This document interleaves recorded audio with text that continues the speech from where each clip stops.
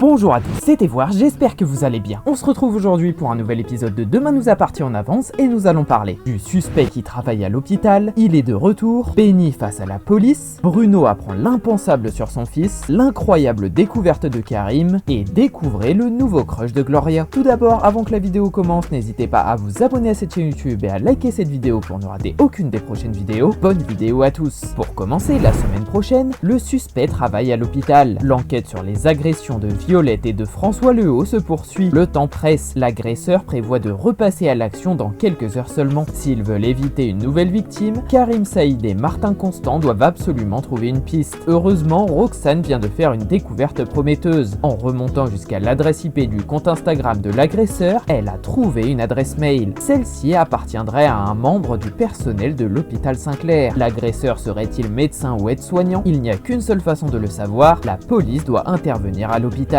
Au commissariat de Sète, la police s'active pour comprendre le mode opératoire du mystérieux tueur du Zodiac. Et Karim et Martin sont quant à eux certains que le criminel continue d'alimenter ses réseaux sociaux d'astrologie, car c'est de cette manière qu'il s'amuse à prévenir sa prochaine victime. Le problème, c'est qu'ils ne savent à l'heure actuelle toujours pas qui est cet individu, et Martin décide alors de continuer d'enquêter sur les affiches qui sont disposées un peu partout par le criminel dans les rues de Sète et de les faire analyser par leur collègue Damien. Et Karim propose quant à lui de prévenir les responsables du lycée Georges Brassens pour protéger les élèves. Mais Constant n'est pas trop d'accord avec cette décision. En effet, le commandant explique au capitaine Saïd qu'il vaut mieux qu'il contacte tous les établissements scolaires aux alentours de Sète pour voir si eux aussi sont impactés. Et seulement si rien n'est à signaler chez eux, alors ils pourront se focaliser sur le lycée Georges Brassens, ce qui leur évitera de faire fausse route en s'occupant du mauvais établissement. Soudain, alors que Karim et Martin traitent un dernier point sur l'enquête, ils sont interrompus dans leur discussion par Roxane, qui vient les prévenir qu'elle a du nouveau. Et en effet, la policière Thiémen vient tout juste de découvrir que l'adresse mail associée au compte d'astrologie sur les réseaux sociaux est en fait l'adresse d'un membre du personnel soignant de l'hôpital Saint-Clair. Avec beaucoup de chance, le ou la propriétaire de l'adresse mail vient tout juste de se connecter, ce qui permet à Karim et Martin de courir en direction de l'établissement, car cela signifie que leur cible est en pleine journée de travail et qu'ils vont pouvoir l'arrêter en beauté. Il est de retour. Alors que Christelle Moreno et Bruno Paoletti prennent le soleil sur la terrasse, Sylvain leur fait une belle surprise. Le plombier est ravi de retrouver sa femme, son ami et sa maison. Cependant, il va bien vite constater que Bruno a pris ses aises depuis son départ. Il porte ses charentaises, le bonnet qu'il a offert à sa femme Christelle et fait même la lessive. Bienvenue à la maison, Sylvain. On dirait bien qu'il était temps que tu rentres pour reprendre ta place. Chez les Moreno, ou devrais-je dire chez Christelle et Bruno, l'heure est à la détente car les deux amis viennent tout juste de terminer une session intense de rangement. Et comme le prône si bien Paoletti, après l'effort vient toujours sa partie préférée, le réconfort. Mais Christelle tient quand même à lui rappeler qu'elle a dû le forcer pour qu'il se bouge, et en effet, depuis qu'il a son pied dans le plâtre, Bruno ne fait plus grand chose. Mais alors que nos deux camarades profitent d'un moment de calme pour fermer les yeux et profiter des légers rayons du soleil, ils sont réveillés en sursaut par Sylvain, le mari de Christelle, qui débarque juste derrière leur transat. Et on peut dire que c'est un choc pour l'assistante sociale, car elle n'imaginait pas revoir son mari de sitôt, ce qui lui met des étoiles plein les yeux. C'est en effet une très belle surprise de la part de Sylvain, et ce dernier explique à sa femme qu'il a préféré rentrer car il fait trop froid au Canada pendant cette période de l'année. Et puis aussi et surtout, il était en manque de sa femme et de ses amis, sauf que l'artisan va vite déchanter quand il va réaliser que Bruno s'est cru chez lui pendant son absence et qu'il porte même ses vêtements désormais. Bruno en est même venu à porter les pantoufles de Sylvain ainsi qu'un petit cadeau qui était normalement destiné à Christelle. Et Sylvain réalise alors qu'il a bien fait de rentrer plus tôt de son petit voyage, car il va selon lui y avoir de l'ordre à remettre dans cette maison. Benny face à la police. La police a de très bonnes raisons de penser que Benny est coupable des agressions de Violette et de François Lehaut. En effet, en remontant l'adresse IP du compte astrologie, Roxane a trouvé une adresse mail qui appartient à Benny. Le jeune infirmier doit à présent rendre des comptes à la police et c'est Karim qui est en charge de son interrogatoire. Benny ne comprend pas. Il prétend qu'il n'a aucun rapport avec l'astrologie et encore moins avec les agressions. Dit-il la vérité? En salle d'interrogatoire, le jeune infirmier Benny Offert se retrouve en tête-à-tête avec le capitaine Saïd et le policier commence par montrer à son suspect la fameuse adresse mail du gérant des comptes d'astrologie. Et il s'avère que l'adresse appartient bien à Benny, qu'il a créé cette adresse au collège mais qu'il ne l'utilise plus du tout. Malheureusement, Karim ne va pas vraiment réussir à obtenir gain de cause même en tirant les vers du nez à Benny, car l'infirmier a vraiment l'air de ne pas du tout s'intéresser à l'astrologie et encore moins à créer des comptes sur internet pour communiquer des informations à des jeunes lycéens naïfs et sans défense. Mais le capitaine ne lâche pas, il demande sur le champ à son suspect si c'est aussi lui qui placarde des affiches de lions dans les rues de Sète. Benny n'en revient pas de se faire accuser de cette manière, et il promet à Karim qu'il n'a rien à voir avec tout ça, et que le jour des agressions il ne pouvait pas être présent car il a marché seul sur les quais pour se vider la tête après une grosse journée de travail à l'hôpital. Mais cet alibi reste quelque peu léger pour le capitaine Saïd, et malheureusement, même si Benny est très probablement innocent, le jeune homme a des trous de mémoire et il n'arrive pas à retrouver l'adresse exacte du bar dans lequel il est passé le soir de la tentative de noyade sur Violette, ce qui oblige Karim à mettre fin à l'interrogatoire pour aller vérifier ces éléments et qui oblige donc Benny à rester en garde à vue le temps que l'enquête avance et qu'il puisse prouver son innocence. Bruno a pris l'impensable sur son fils. Sylvain Moreno est embêté. Pendant son voyage au Canada, il a vu Nathan Paoletti avec sa nouvelle petite copine, une jolie Canadienne qu'il a rencontrée par le biais de Charlie Molina. Il ne sait pas s'il doit en parler à Bruno ou pas. Pour Christelle, c'est évident, Bruno a le droit de savoir ce qu'il se passe dans la vie de son fils. Alors quand le papa de Nathan débarque devant eux, Sylvain finit par lâcher le morceau. Comment Bruno va-t-il réagir? Toujours dans la magnifique villa des Moreno, Christelle ordonne à son mari de parler de ce qu'il a vu à propos de Nathan à son ami Bruno, mais Sylvain ne semble pas bien mesurer l'ampleur de ce qu'il a découvert, et il préfère laisser couler en espérant que Paoletti ne l'apprenne jamais ou du moins le plus tard possible. Mais soudain, alors que Christelle explique à son mari qu'il n'est pas très courageux et qu'il ne va pas pouvoir cacher l'information à son ami plus longtemps, ce dernier débarque derrière eux en leur demandant ce qu'ils essaient de lui cacher, et Sylvain se retrouve alors dans un sale pétrin. Mais alors que Bruno harcèle Sylvain d'un air un peu énervé pour savoir ce qu'il se passe avec son fils, Moreno accepte de lui dire que Nathan a trouvé une petite copine au Canada, et Bruno est alors complètement soulagé d'apprendre qu'il n'est rien arrivé de grave à son fils chéri, ce qui laisse Christelle bouche bée et qu'il aurait au moins un peu de compassion pour la pauvre Valentine qui ne se doute sûrement de rien. L'ambiance prend alors une tournure bien plus humoristique lorsque Bruno demande à son ami comment son fils a-t-il rencontré sa nouvelle dulcinée, et Sylvain lui fait alors comprendre que c'est la colocataire de Charlie et qu'elle a tout de suite craqué sur l'accent français du jeune Nathan, ce qui est selon lui pas très étonnant car il a bien vu pendant son voyage comment les Canadiennes étaient émerveillées face aux Français qu'elle côtoyait. Mais d'un air un peu étonné, Christelle demande à son mari comment il est au courant de tout ça, et Sylvain tente alors de noyer le poisson en changeant de sujet, car bien évidemment il ne va pas dire à sa femme qu'il s'est fait draguer par des Canadiennes à longueur de journée. Dans tous les cas, les trois amis sont très contents pour le petit Nathan, mais ils ont malgré tout une petite pensée pour Valentine qui va sûrement apprendre la nouvelle par la bouche de quelqu'un d'autre que Nathan, et qu'elle sera sûrement la dernière au courant alors qu'elle est la première concernée. L'incroyable découverte de Karim. Au commissariat, l'enquête sur les agressions de Violette, Octave et François Lehaut se poursuit. Karim Saïd a une nouvelle piste à soumettre au commandant Constant. Si grâce à Sarah ils savent à présent que les agressions sont liées par les signes astrologiques, Karim a approfondi cette hypothèse. Une autre affaire datant de 1984 ressemble étrangement à leur enquête. Même mode opératoire, même région, un ancien meurtrier reprendrait-il du service? Au commissariat de Sète, Karim rejoint enfin son commandant dans son bureau pour lui parler un peu de l'avancement de l'enquête, et alors qu'il lui rappelle que Sarah est en train de faire des recherches sur le Zodiac, il a de son côté été un peu plus loin dans les archives, ce qui lui a permis de tomber sur une affaire qui aurait eu lieu en 1984 à Montpellier et au sein de laquelle un homme s'en serait pris à 8 personnes différentes en fonction de leur signe astrologique, ce qui ressemble étrangement à leur enquête. Karim précise aussi à Martin que l'homme n'a jamais été arrêté et qu'il avait 20 ans au moment des faits, ce qui lui donne 60 ans aujourd'hui, et en sachant que le mode opératoire de celui qu'il recherche est exactement le même qu'à l'époque, mais sur les réseaux sociaux cette fois-ci, les deux policiers se demandent qui aurait repris du service après un événement majeur dans sa vie. Martin et Karim se préparent alors à accélérer le mouvement et à protéger le maximum de personnes, car le tueur pourrait cette fois-ci être bien plus violent, et s'ils ne le retrouvent pas rapidement, la situation pourrait selon eux très vite dégénérer avec les futures victimes. Enfin, la semaine prochaine, découvrez le nouveau crush de Gloria. On dirait bien que Gloria a des vues sur le jeune Adam Vernet. L'ostéopathe boit un verre en tête-à-tête avec le lycéen. Elle l'a rencontré sur une application de rencontre et le courant semble très bien passer entre eux. Seulement problème, Adam lui a menti sur son âge. Gloria pense passer un agréable moment avec un homme de 25 ans, mais Adam en est encore très loin. Il essaie pourtant de faire bonne impression et pour séduire Gloria, le jeune homme est prêt à tout, quitte à mentir maladroitement sur sa vie. Gloria va-t-elle tomber dans le panneau? Au Spoon, l'heure est au rendez-vous galant entre Adam, le fils de Soisic et François, et Gloria, l'ostéopathe de William et Samuel. Et on peut dire que le courant passe très bien entre eux malgré la différence d'âge qui les sépare. Mais bien sûr, ça, Gloria ne le sait pas. Elle s'intéresse plutôt de manière très aveugle à la passion pour la photographie de son crush, ce qui a l'air d'émerveiller la jeune femme. En effet, Adam sait se montrer très mature quand il le faut, et il fait alors croire à Gloria qu'il a terminé ses études et qu'il ne vit pas encore de ses photos bientôt, mais qu'il en vend quand même assez pour se payer un petit loyer. Sauf qu'à force de s'enfoncer dans son mensonge, ça ne pouvait que se retourner contre lui, et Gloria lui demande alors si elle peut voir où est-ce qu'il expose ses clichés. Heureusement, Adam ne perd pas le nord et il réussit très vite à rebondir en prétextant qu'il revient d'une exposition à Berlin et qu'il lui montrera tout ça dès qu'il en aura l'occasion. Mais soudain, c'est la panique lorsque son téléphone vibre sur la table du restaurant à la suite d'un appel de sa mère Swazik, et le jeune homme retourne alors très vite son portable comme si de rien n'était. Gloria n'a rien vu et Adam décide alors de reprendre le devant dans leur conversation en s'intéressant à la profession de sa prétendante, avec une pointe d'humour, ce qui réussit à faire craquer l'ostéopathe qui semble petit à petit succomber au charme irrésistible du joli blond. Malheureusement, la jeune femme doit déjà courir au secours de ses patients, et alors qu'elle s'apprête à payer l'addition, Adam lui fait tout de suite comprendre qu'il est hors de question qu'elle l'invite. Alors d'un air très sérieux et gentleman, le jeune homme sort son portefeuille avant de déposer ses quelques centimes qui se battent en duel sur la table du spoon, ce qui fait bien rire Gloria et qui pourrait finir par faire tomber sa couverture. Cette vidéo est déjà terminée, j'espère sincèrement qu'elle vous aura plu. Je vous le rappelle, n'hésitez pas à vous abonner à cette chaîne YouTube et à activer la cloche pour ne rien louper. C'était voir.